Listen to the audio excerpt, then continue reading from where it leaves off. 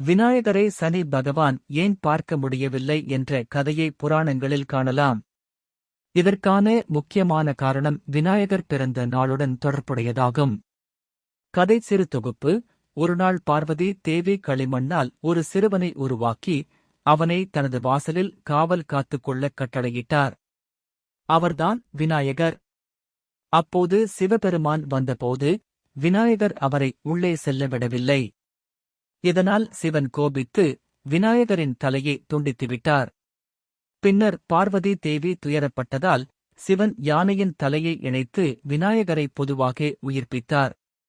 இதனால் விநாயகர் பிறந்த நாள் மிகச் சிறப்பானதாக கருதப்பட்டது. அதே நேரத்தில் சனி பகவான் தனது திருஷ்டி, கேது பார்வை விநாயகரின் மீது விழுந்தால் தீமை நடக்கும் என்று பயந்து அவரை பார்க்காமல் விலகினார்.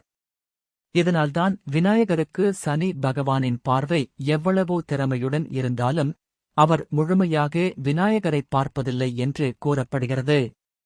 இந்த கதையின் மூலம் விநாயகர் எல்லா தோஷங்களையும் தடுக்கக்கூடிய வல்லமை கொண்டவர் என்பதும் அவர் துன்பங்களை